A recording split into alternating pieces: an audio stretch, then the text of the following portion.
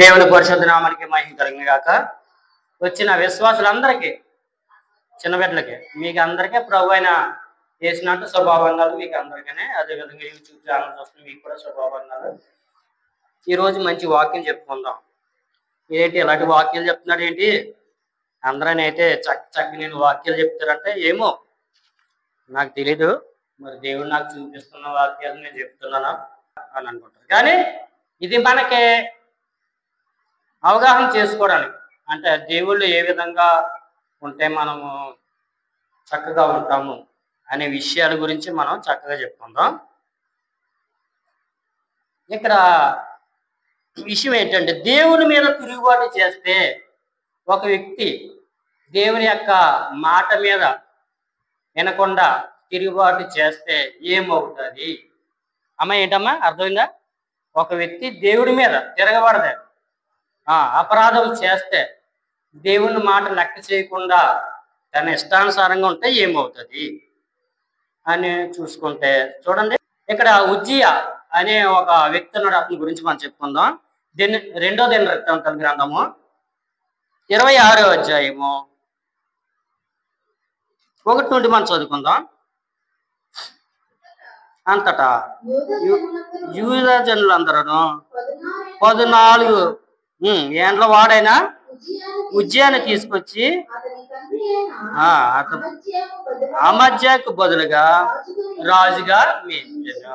అమ్మా ఎన్ని సంవత్సరాలు రాజు అవడు? 14 సంవత్సరాల కుర్రాడు రాజు అవడు. ఉజ్జియా అంటే 9వ తరగతి చదువుతున్నాడు. ఎన్నో తరగతి అమ్మా? 9వ తరగతి చదువుతున్న కుర్రాడు. మీకు అర్థం అవ్వాలని చెప్తున్నాను మీకు.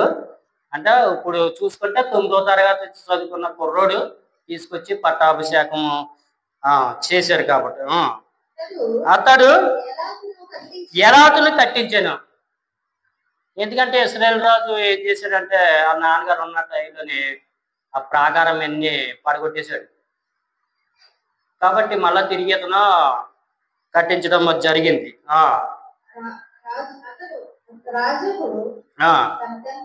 తన తండ్రి అతను నిద్రించిన తర్వాత అది యోధా వారికి తిరిగి వచ్చినట్లు చేశాను.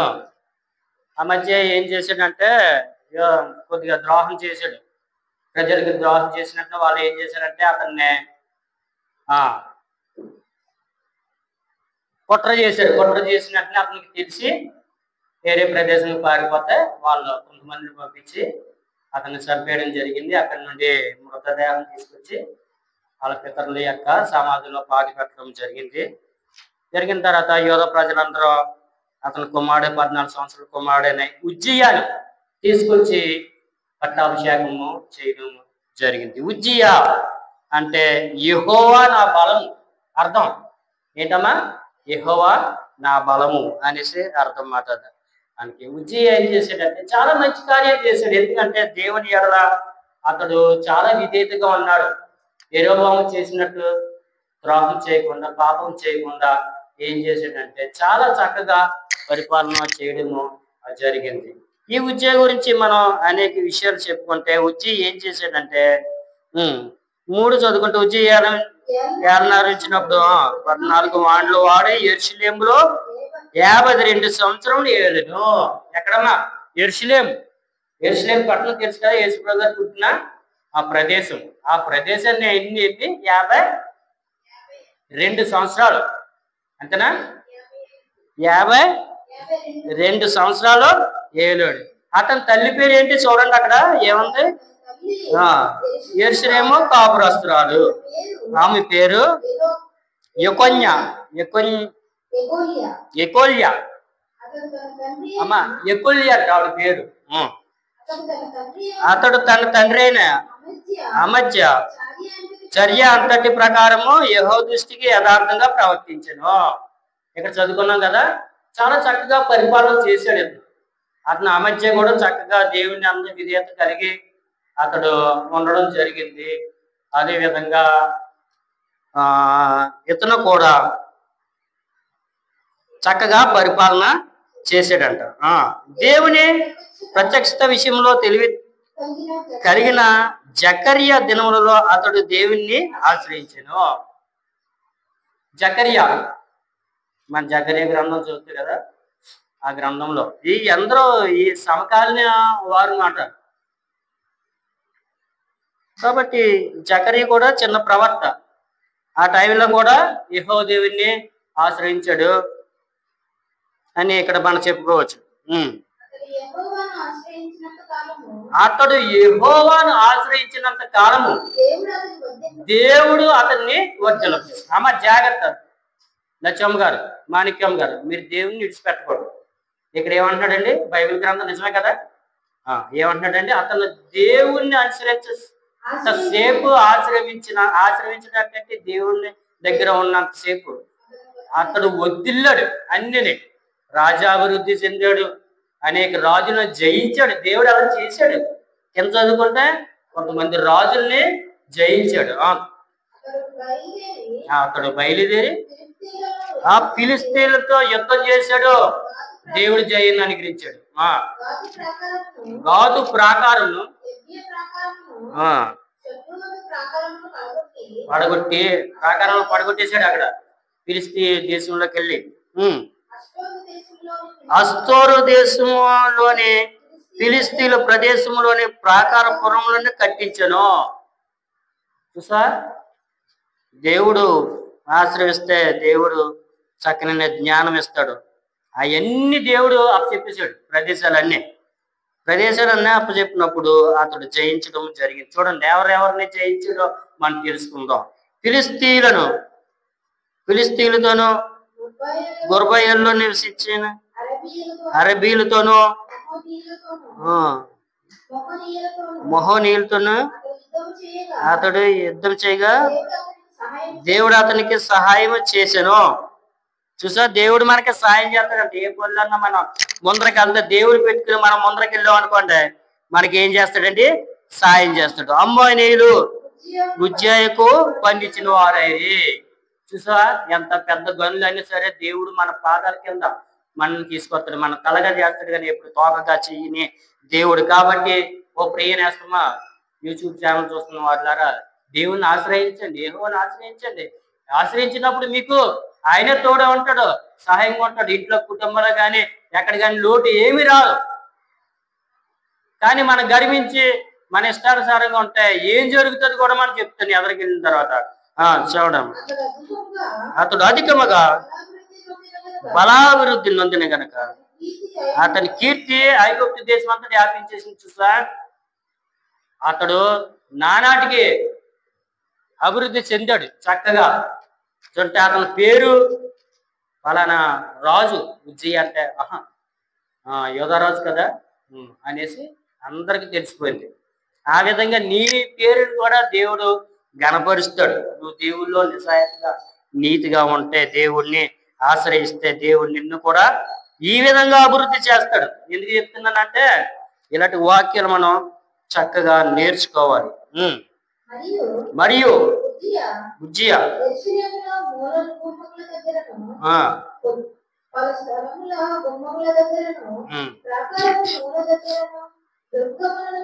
దుర్గములను కట్టించాడు. దుర్గములు అంటే కోటలు కట్టించాడంట, అటు గుమ్మాలు కూడా పెట్టించాడంట. ఈ విధంగా చూసుకుంటే ఇతను అనేకమైన ప్రదేశాలను ఆక్రమించి అక్కడ ఏం చేశాడంటే కోటలను కట్టించాడు, చక్కగా ఉన్నాడు. ఇతనికి విస్తారమైన పశువులు ఉండగా అతడు అరణ్యములు దుర్గములను కట్టించి అనేకమైన బావులను తవ్వించాను. చెరువులు బావులు అంటే ఏంటమ్మా, నీళ్ళు తవ్వించాడంట, నీళ్ళు రావడానికి. ఇతనికి పశువులు ఎక్కువ ఉన్నాయంట. పశువులు ఉండడం వల్ల ఏం చేశాడంటే అరణ్యములో ప్రదేశంలో ఏం చేశాడంటే బావులను కూడా చక్కగా తవ్వించాడు. వ్యవసాయం అంటే అతనికి ఇష్టం కాబట్టి, వ్యవసాయం అంటే చాలా ఇష్టం కాబట్టి ఏం చేశాడంటే పర్వతంలోనూ కర్మేల్లోనూ అతని వ్యవసాయం నాకు ద్రాక్ష తోట పనివారులను కలిగి ఉండేది. చూసారా ఏమైంది, దేవుని ఆశ్రయించాడు. చాలా జాగ్రత్తగా ఆలోచించారు. మీరు ఎందుకు చెప్తున్నా అంటే ఇలాంటి వాక్యాలు ఎవరు చెప్పరు, ఇలాంటి వాక్యాలు ఎవరు చెప్పరు. కానీ మనం నేర్చుకోవాలి. చెప్తే చాలా కొంతమంది జ్ఞానులు ఉన్నారు, మంచి మంచి చక్కగా వాక్యం చెప్పుకోవాలి. మనం నేర్చుకోలేదు. పాత నిబంధన గ్రంథము నుండి చాలా విషయాలు చరిత్ర జరిగినాయి, చరిత్ర నిజంగా జరిగినాయి. జరగలేదేమో చాలా మంది అపోహపడి పేర్లు ఎత్తుంటే వాళ్ళు అవమానం పడుతున్నారు. ఎందుకంటే దేవుడు నిరూపించేస్తున్నాడు. అక్కడ తవ్వుతుంటాయి, అన్నీ బయటపడుతున్నాయి, ఒక్కొక్కటి బయటపడుతున్నాయి. ఆయా ప్రదేశాల్లో ఏమీ లేదు అనుకున్నా బయటపడుతున్నాయి. కాబట్టి ఈ విధంగా ఉజ్జయ్య నానా అభివృద్ధి చెందుతున్నాడు. ఇంకా చాలా చదువుకోవచ్చు కానీ అన్నీ మనకి అవసరము లేదు. కానీ మనము ఒక విషయంలోకి మనం వెళ్దాము. ఎక్కడ చూసుకుంటే 16 వచనం మనం చూసుకుంటే, అయితే అమ్మా ఇక్కడ చూడండి అమ్మా, ఇది అసలైన పాయింట్. అయితే అతడు స్థిరపడిన తర్వాత అతను మనసును గర్వించి చెడిపోయాను. చూసా, దేవుడు అన్ని చేయడానికి మనకి ఏమవుతుందమ్మా, గేర వచ్చేది. గేర అమ్మా, గర్వం అంటే ఏంటి? గేర, అహంకారం, ఇవన్నీ వచ్చేస్తాయి. గేర్ వచ్చేసింది. ఇక్కడ గేర్ వచ్చి ఏం చేశాడంటే చెడిపోయాడు. తర్వాత అతడు ధూపపీఠం మీద ధూపం వేయటకే యెహోవా మందిరంలోకి ప్రవేశించి తన దేవుడైన యెహోవా మీద ద్రోహం చేయగా. చూసా, బలిపీఠం బలి ఎవరివ్వాలి? వాళ్ళు ఇవ్వాలి. కానీ ఏం చేశాడంటే, నేను రాజుని కదా, నాకు అధికారం ఉంది, దేవుడు నన్ను హెచ్చించేశాడు, దేవుడు నన్ను అభివృద్ధి పరిచేశాడు, నేను బలి ఇచ్చేస్తే దూపం వేస్తే ఇంకా దేవుడు ఇంకా నన్ను మెచ్చేసుకుంటాడు కదా అనేసి ఒక కోరిక పుట్టింది. వ్యర్థమైన కోరిక పుట్టేసింది మాట. అతనికి పనికిరాని కోరిక పుట్టేసి ఏం చేశాడంటే చక్కగా ఏంటి దూపం పట్టుకుని బలి ఇవ్వడానికి బలిపీఠం దగ్గర వెళ్ళిపోయాడు. యాజకులైన అజర్యాయు అతని కూడా ధైర్యవంతులైన యెహోవా యాజకులు 80 మంది అతని వెంబడి లోపలికి పోయి. అంటే 81 ప్లస్ 82, ఇంకా చాలా మంది వచ్చారు. యాజకులు 80 మంది అంట. అజర్య ప్రధాన యాజకుడు, అతనితో వెళ్ళిపోరు, లోపలికి వెళ్ళిపోరు. ఇతను ఆ యాజకుడి దగ్గర ఉన్న దూపాన్ని తీసేసుకుని రాజు ఏం చేస్తున్నాడంటే దూపం వేయడానికి వెళ్ళిపోతున్నాడు, దేవుడి దగ్గరికి దూపం వేయడానికి. అప్పుడు చూడండి ఇక్కడ ఏమంటున్నాడు చూడండి. వారు రాజైన ఉజ్జియాను ఎదిరించి, ఉజ్జియా యెహోవాకు ధూపము వేయుట, ధూపం వేయుటకే ప్రతిష్ఠింపబడిన అహరోను సంతతి యాజకుల పనియే గాని నీ పని కాదు. ఓ రాజా ఉజ్జియా, నువ్వు రాజు అయితే రాజు ఉండొచ్చు, కానీ దేవుడు కొంతమందిని ఏర్పరిచాడు. ఎవరిని? అహరోను సంతానం నుండి కొంతమందిని ఏర్పరిచాడు దేవుడు. వాళ్ళే దూపం వేయాలి. అమ్మా, రాజుని ఎదిరించారండి. రాజుని ఎదిరిస్తే ఏమవుతుంది? చంపేస్తాడు రాజు. కానీ ఇలా ధైర్యం చేసుకుని చచ్చిపోతాం అని ఏదో కోసం చచ్చిపోతాం మేము అనేసి 80 మంది తిరగబడిపోరు రాజు మీద. జాగ్రత్త అబ్జర్వ్ చేయాలి మీరు. చూసావా, దేవుడి కోసం న్యాయం అంటే న్యాయమే, అన్యాయం అంటే అన్యాయమే. కానీ ఇక్కడ ఏం చేశారంటే అతని మీద తిరగబడిపోయారు. ఏమేమి తిరగబడ్డారంటే, ఇంకా పరిశుద్ధ స్థలం నుండి బయటికి పొమ్ము అంటున్నారు. చూడు ఎంత ధైర్యం రాజునే.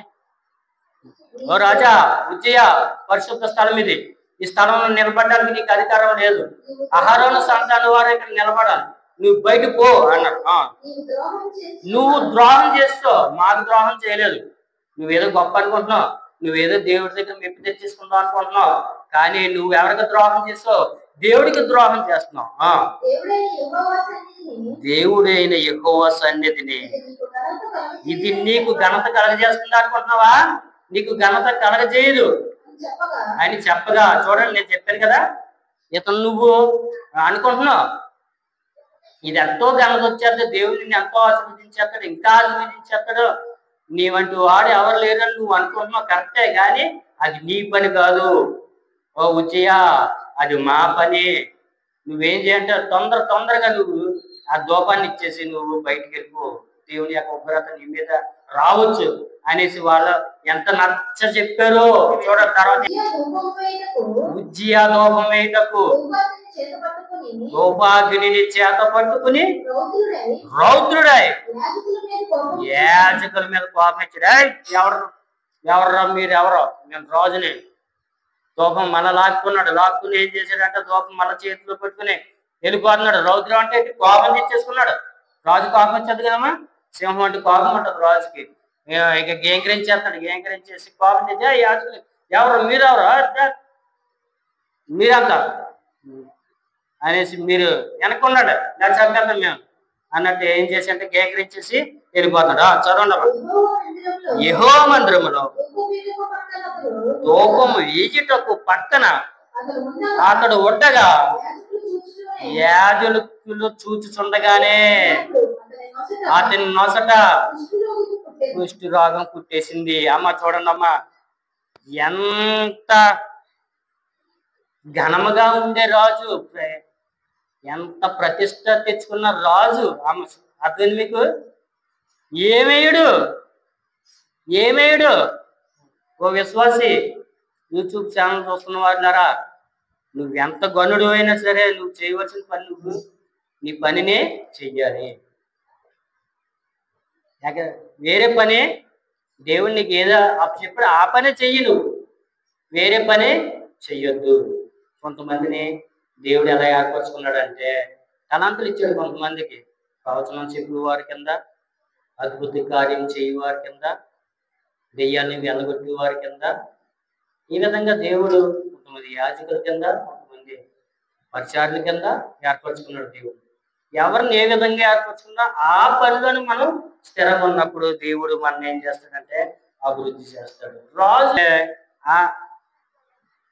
ఎవరు చేయవలసిన పని వాళ్ళే చెయ్యాలి. రాజు చేయవలసిన పని రాజు చెయ్యాలి, యాజకులు చేయవలసిన పని యాజకులు చెయ్యాలి. కాబట్టి ఇక్కడ ప్రతిష్ఠించిన యాజకులు అంటే దేవుని చేత అభిషేకం పొందిన వారు బిషపులు.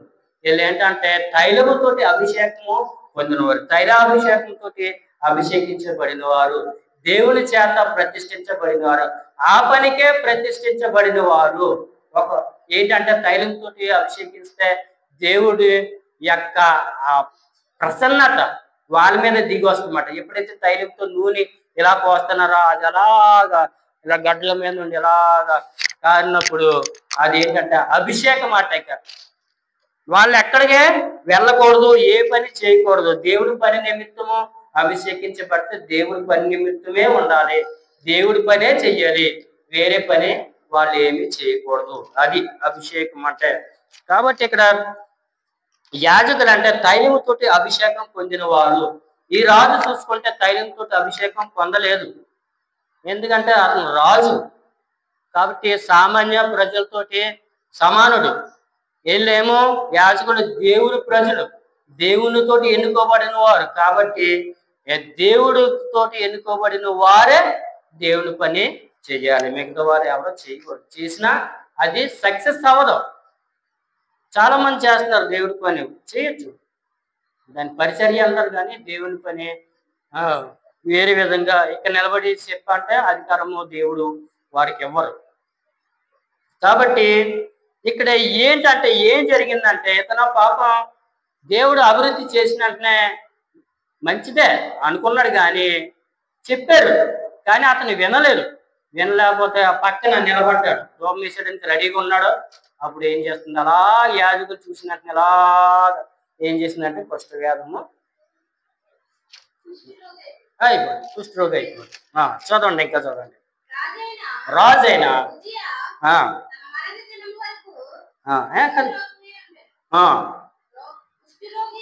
అతడు ఎప్పుడైతే ఈ కుష్ఠము తన నొసట వచ్చిందో యాజకులు చూసి కుష్ఠం అన్నట్టునే ఇతను కూడా అల్లిపోయాడు. అయ్యి బాబు దేవుడు నన్ను వచ్చేసాడు, అమ్మ బాబు అనేసి అతను కూడా దూపాన్ని అక్కడ వదిలేసి ఏం చేసాడు అంటే అతను కూడా పారిపోయాడు. ఉజ్జి ఏం చేశాడండి, దేవుడు నన్ను వచ్చేసాడు, నా పని అయిపోయిందిరా బాబు, నీకు నా పని అయిపోయింది, నేను దేవుడు నన్ను మొత్తేసాడని ఏం చేశాడంటే ఉజ్జియ అక్కడ నుండి త్వరగా వెళ్ళడానికి ప్రయత్నించినట్టు అతను కూడా తవ్వేశారు. జనాలు కూడా తవ్వడం బయట తవ్వడం జరిగింది. అప్పుడు ఏం చేశాడంటే ఉజ్జియ కూడా వెళ్ళిపోయి ఉండి అతడు ఏం చేశాడంటే వేరే పురంలో ఉన్నాడు. అతను వేరేగా పెట్టారన్నమాట. వేరే ఇంట్లో పెట్టడం మరణాంతం వరకు ఆ కుష్టి వ్యాధి అతని నుండి పోలేదు. కాబట్టి అతడు ఏమి కుష్టి రోగి కింద ఉండడం జరిగింది. అతని కుమారుడైన యోతాము అతని బదులుగా రాజు కింద అవ్వాడు. చూసారా, దేవుని మాట మనం వినకపోతే ఏ విధంగా ఉంటది. దేవుని మాట వినకుండా మనకి దేవునికి వ్యతిరేకంగా మనము దేవునికి వ్యతిరేకంగా మనం ఏం చేసినా దేవుడు అది ఒప్పుకోవడం అనేసి మీకు తెలపడం జరుగుతుంది. కాబట్టి ఇక్కడ రాజు అనుకున్నాడు నాకు చాలా ఘనత వచ్చేస్తుంది అని అనుకున్నాడు, కానీ దేవునికి అయిష్టము. కాబట్టి దేవునికి ఏం చేశాడు? ద్రోహం చేశాడు. కాబట్టి మనం ద్రోహం చేయకుండా మనం దేవునికి విధేయతగా ఉండి దేవుడు అప్పుడు చెప్పిన పనిని మనం సక్రమంగా చేస్తే దేవుడు మనల్ని దీవించి ఆశీర్వదిస్తాడు. కాబట్టి ఓ ప్రియనేస్తమా, ఓ విశ్వాసి, యూట్యూబ్ ఛానల్ చూస్తున్న వారులారా, మీరందరూ దేవుని మాట మీద ఏకాగ్రత ఉంచి మీరందరూ దేవుని మాట వినవలసిందిగా ప్రభు పేర మనం చేస్తున్నాం. దేవుడు పరిశుద్ధమైన వాక్యం మన ఇంట్లో బాగా దీవించి ఆశీర్వదించుకుంటాం. ఆమె మీకు అందరికీ యూట్యూబ్ ఛానల్ మీకు అందరికీ శుభాకాంక్షలు. ఆరోగ్యం సరిగ్గా లేదు, టైఫాయిడ్ వస్తుంది. అదేవిధంగా వచ్చే వారం చక్కనైన వాక్యంతో మనం కలుసుకుందాం. మన ఛానల్ని సబ్స్క్రైబ్ చేయండి, షేర్ చేయండి, కామెంట్ చేయండి.